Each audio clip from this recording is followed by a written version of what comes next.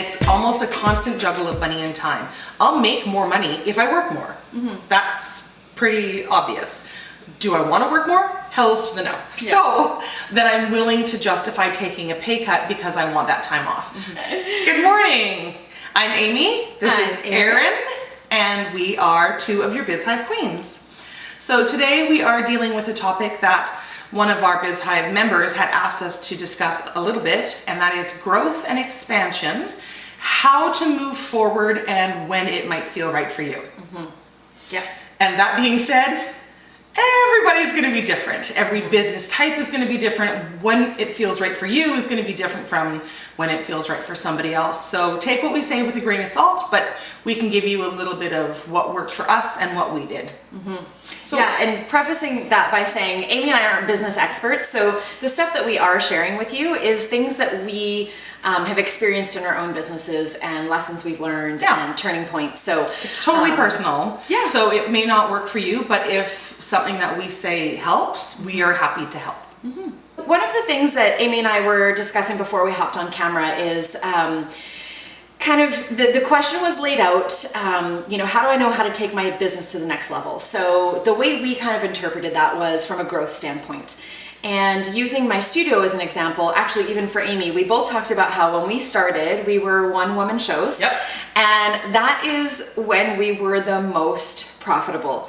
Our costs were the lowest. We were pocketing the most profit. Oh yeah. But then we get to a point where you're trading your hours for your dollars directly, and that becomes very taxing. And all of a sudden, time means more to me than money. And I would rather have some time back and lose a little bit of that income. Yes. Yeah.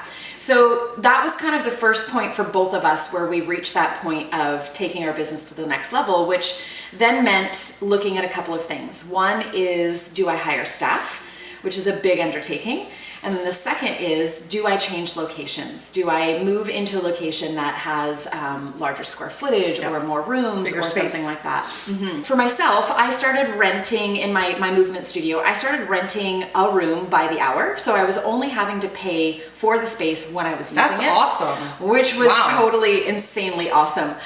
It's also the kind of similar situation that you would have, let's say if you were a massage therapist or a chiropractor and you were renting an office in a larger space. Or possibly a hairdresser renting a chair. Hairdresser renting a chair, same kind of thing.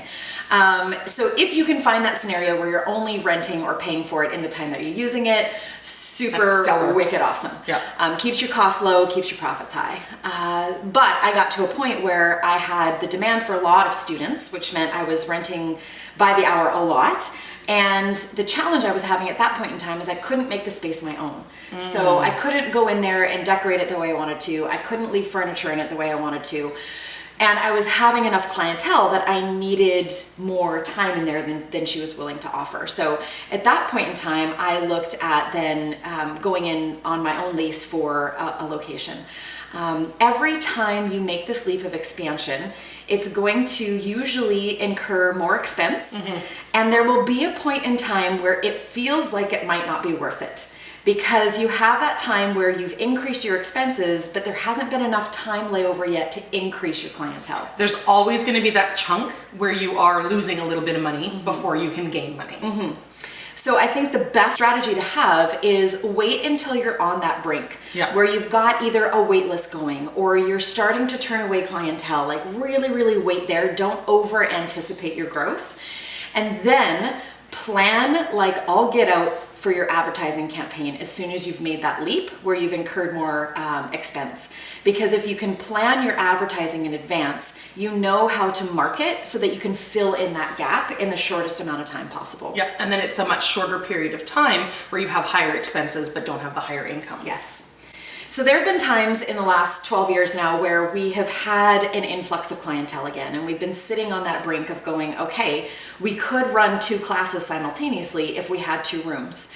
However, having been in business long enough, I also know that there is an ebb and flow to clientele, and there will be moments where people are so excited and for whatever reason the mojo is flowing and you've got this crazy amount of clientele and you feel like you're turning them away and you're like, oh my gosh, I'm giving away all these dollars. But then I remember what it would mean to make the next leap for me, and that would be almost doubling the amount of expense that I have in terms of my location expenses. And I look at my business and I'm like, I don't know if my business could support that long term. Yeah. So you start to analyze those things a little bit differently. I think the longer you've been in business. What if all of a sudden you didn't have that huge demand? You'd need to have so much of a demand to make that next step a smart idea, because now you have the space, you have to fill it. So at that point in time, we made the choice to run wait lists and to run what we call interests contact lists. So instead of turning them away, we would take their information and we just say, hey, we're working on some new programming. Let us take your information so we can let you know what it is as soon as we have it available for you. And that was definitely the right choice for us because, not long after that, when we had a list of 20 people waiting for different things in classes, we got all those 20 people in, and then we had everything kind of went back to its homeostasis again, where had I made that leap at that point in time, now I'm back in the hustle. And for some people, that is attractive and that is the right choice. For me, it wasn't. I now have a teenage son, and it's really important for me to be around and to be available for him. And so that was part of my calculation as well when I looked at moving into another location, is what kind of hustle is that going to mean for me and how is that going to impact my family? So lots of things to consider, but I think that the two biggest things is know that having a wait list is okay. Oh yeah. It's perfectly fine to ask people for their contact, ask them to be patient. If they love what you have, they will wait. And then the second thing is evaluate that gap time, that gap of the making the leap, incurring the expenses, and then how am I gonna decrease the amount of time that it takes for me to increase my profit at that point in time. And as long as you have a plan for that and it's solid, making the leap is a whole lot less scary. One more thing to add in there. Your clients are gonna tell you what they think is going to be best for your business. And all the time. All the time. And here's my word of caution. They actually don't understand business. What they're recommending for you is what's going to be best for them. So I've had clients come to me over and over and over and say, oh my gosh, you should totally do another studio space and you should have another floor and then you could do this and this at the same time. It'd be amazing. You'd have so many people and oh my gosh. And they don't understand what saying that actually means. They don't understand what the expense means. They don't understand what the responsibility means. So try not to get caught up in that emotional influence of your clients, because it's great that they want to see you expand. It's great that they have excitement for your business. But at the end of the day, they're not running it. They're not running it and they don't understand all the factors. Yeah. So have that emotional excitement and then be patient and do your research. Yeah. I expanded in size and staff at the same time. There was a couple of different factors as to why I moved out of the townhouse and into the house and why I doubled my sugaring rooms from 1 to 2. And the big thing for me was I was working the maximum amount of hours I wanted to work. I actually wanted to work less. And unless I was working, I wasn't making any money because it was just me. So I was making the most amount of money I was ever going to make. And I wanted to make more and work less.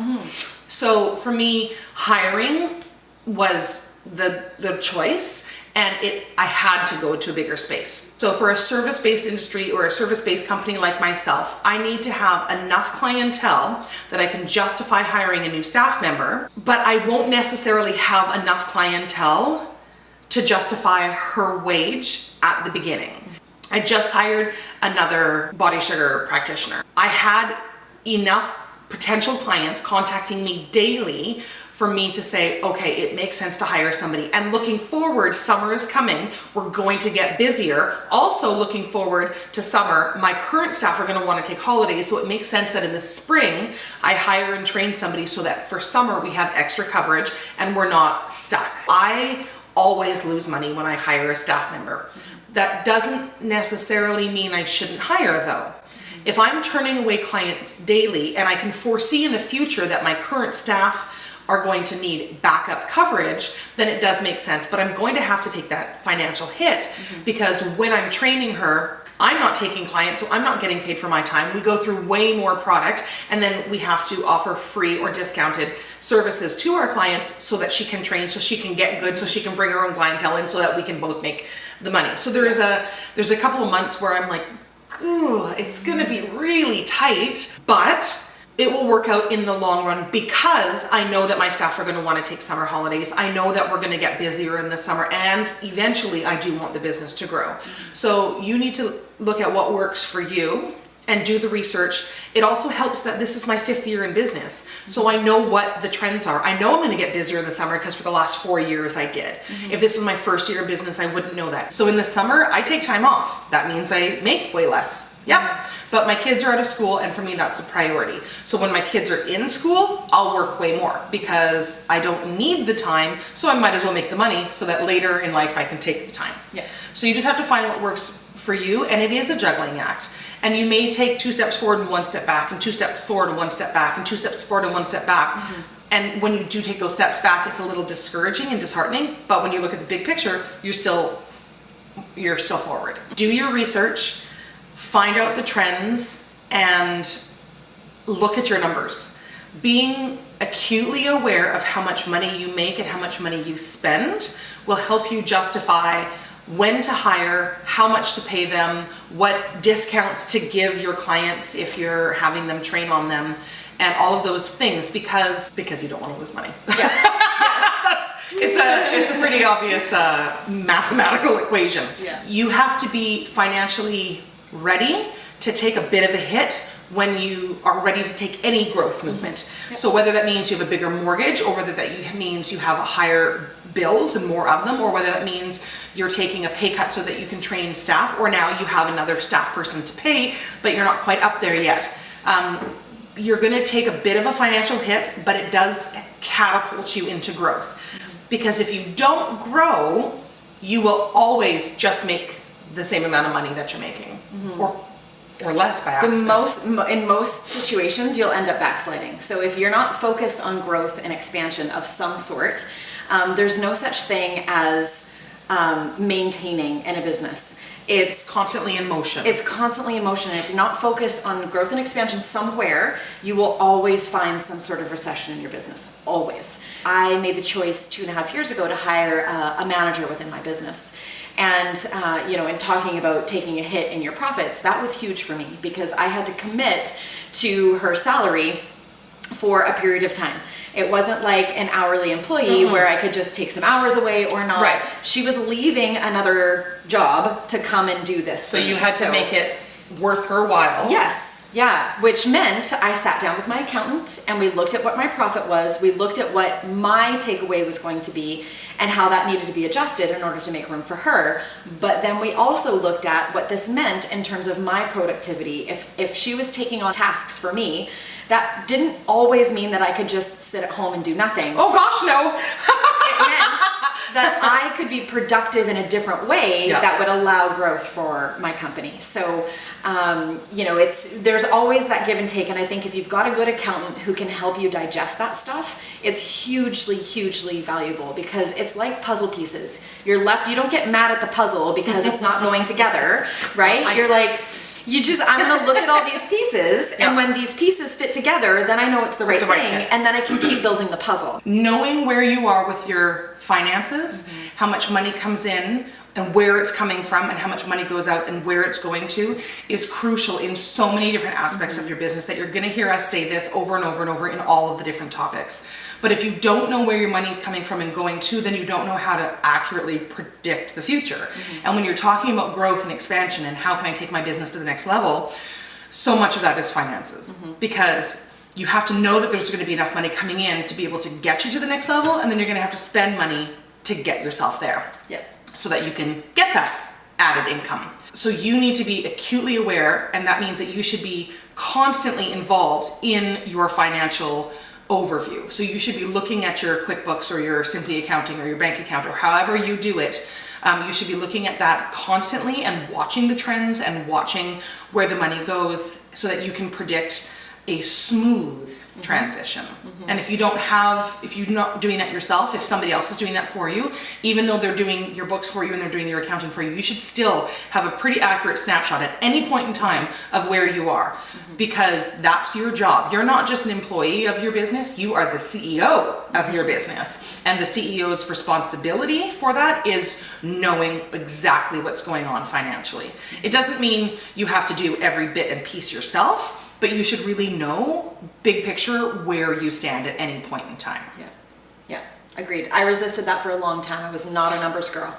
And then I realized the power that comes from having that information and the choices that you can make and feeling much more sound about those choices. Oh, I've made way smarter choices because I now know. Yeah, I was just throwing money away before. Yeah, and you don't make the choice and then have all this anxiety going, gee, I hope it works. Yeah. It's like you're making a pretty educated guess based on the financials of your company, and that is a very powerful place to make your choices from. Well, we hope this has been helpful, and thank you so much. I believe it was Kate in Kelowna who asked us about this topic. So we do these videos to help you. We don't do them for us, we do them for you because, well, we kind of do them for us too. Yeah. We like seeing each other. It's good. But if there's any topic that you'd like us to cover or any questions that you have, please feel free to ask, and we're more than happy to help. Cheers, everybody! Cheers! Have a good week!